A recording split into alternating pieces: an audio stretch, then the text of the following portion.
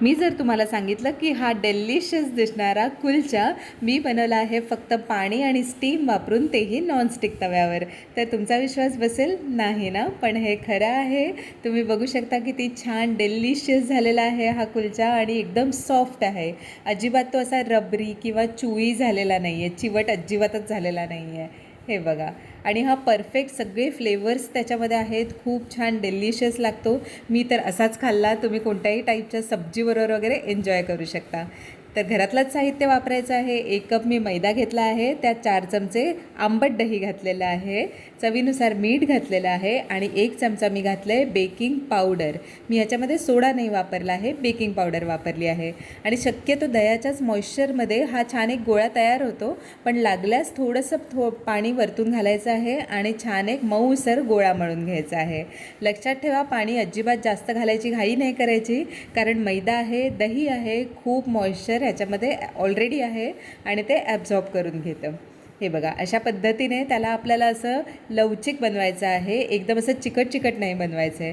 आणि अशा पद्धतीने गोळा मळून झाल्यावर थोडंसं तेल लावून याला आपल्याला एका ओल्या फडक्यामध्ये अर्धा तास गुंडाळून ठेवायचं आहे. कमीत कमी अर्धा तास तर याला ठेवायचंच आहे, जास्त ठेवलं तर उत्तम.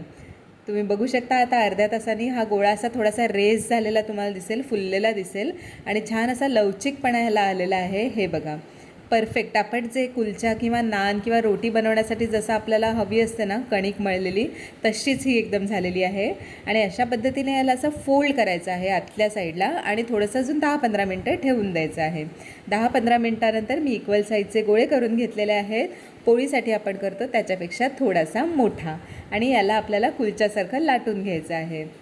खूप जास्त कोरडं पीठ घालायची गरज पडत नाही. आपल्याला जेवढ्या साईजचा कुलचा करायचा आहे त्याच्यापेक्षा थोडंसं मोठं लाटायचं, कारण ही मैदा आहे त्यामुळे ते आकरसतं आणि साईज त्याची कमी होते. त्यामुळे जेवढ्या साईजचा तुम्हाला हवा असेल, जनरली कुलचा असा थोडासा गोलाकार आणि छोटा मीडियम साईजचाच असतो. मी तसाच बनवते आहे, बाकी तुमच्या हिशोबाने तुम्ही बनवू शकता. आणि याला फ्लेवर या ब्लॅक कलरच्या, काळ्या रंगाच्या कलोंजीनेच येतो, त्यामुळे तीळ वगैरे असं काही सबस्टिट्यूट तुम्ही यूज करू नका. कलोंजीच वापरा जर तुम्हाला कुलचा बनवायचा असेल तर. आणि वरतून बारीक चिरलेली कोथिंबीर. आणि कोथिंबीर आणि कलोंजी जर तुम्ही नाही वापरलं तरी चालू शकतं, पण मग ती बटर रोटी किंवा बटर नान तयार होईल. तुम्हाला परफेक्ट कुलचा हवा असेल तर हे तुम्हाला वापरावंच लागेल. तर अशा पद्धतीने मी हाताने थोडंसं प्रेस करून घेतलेलं आहे. तोपर्यंत एक नॉनस्टिक तवा मी गरम करून ठेवला होता. मीडियम गरम असला तरी चालतो. त्याच्यावर मी असा कुलचा घातलेला आहे आणि साईडने थोडंसं पाणी सोडते आहे. खूप एकदम असं फ्लोईंग करायचं नाही आहे, थोडंसं पाणी सोडायचं आहे, जेणेकरून आतमध्ये स्टीम तयार होईल. आणि वरतून याला झाकून ठेवायचं आहे. झाकण थोडा वेळ तुम्हाला दाबून धरायला लागेल, कारण पाणी असल्यामुळे आणि स्टीम असल्यामुळे ते एका जागी नीट राहणार नाही. पण हे बघू शकता आता स्टीममध्ये हा छान असा कुक झालेला आहे. हलकासा गोल्डनही व्हायला लागलेला आहे. आतून मस्त फुलत आहे तो. दोन्ही साईडने मस्त याला भाजून घ्यायचं आहे. तुम्ही बघू शकता की खालची बाजू ही अशी करपली नाही आहे, कारण आपण त्याला पाणी आणि स्टीमवर कुक केलेलं होतं. हे बघा, दोन्ही साईडने व्यवस्थित छान मीडियम फ्लेमवर भाजून घ्यायचं आहे. ही प्रोसेस स्लो कुकिंगची प्रोसेस असते. पोळ्या करतो तशी पटपट एकदम गरम तव्यावर हे करायचं नाही, नाहीतर ते कडक होईल आणि चुई होईल. हे बघा, अशा पद्धतीने स्टीममधून तो आतून बेक होत जातो हळूहळू.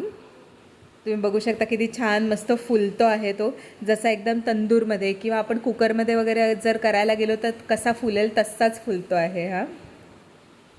छान असा गोल्डन रंग आलेला आहे. आणि आता आपल्याला त्याला द्यायचा आहे हलकासा स्मोकी फ्लेवर, जो तंदूर आपण मिक्स करू ना तो. त्यामुळे गॅसच्या फ्लेमवर डायरेक्ट ह्याला 1 मिनटं असं शेकून घ्यायचं आहे. हे बघा, त्यामुळे काय होतं ना, असा हलकासा स्मोकी फ्लेवर पण त्याला येतो. तुम्हाला वाटल्यास तुम्ही असा कोळसा वगैरे खाली ठेवू शकता, पण मला अशी काही एवढी गरज वाटली नाही. फक्त एवढं करूनही छान त्याला एक फ्लेवर आलेला आहे. चला तर मग खूप नाही भाजून घ्यायचं आहे. अशा पद्धतीने भाजून झाल्यानंतर त्याला वरतून बटर लावायचं आहे. इनिशियली तुम्हाला वाटेल की वरतून असा तो कडक झाला आहे वगैरे, पण आतून तो ना अजून थोडासा शिजत असतो, कारण आतमध्ये भरपूर स्टीम फॉर्म झालेली असते.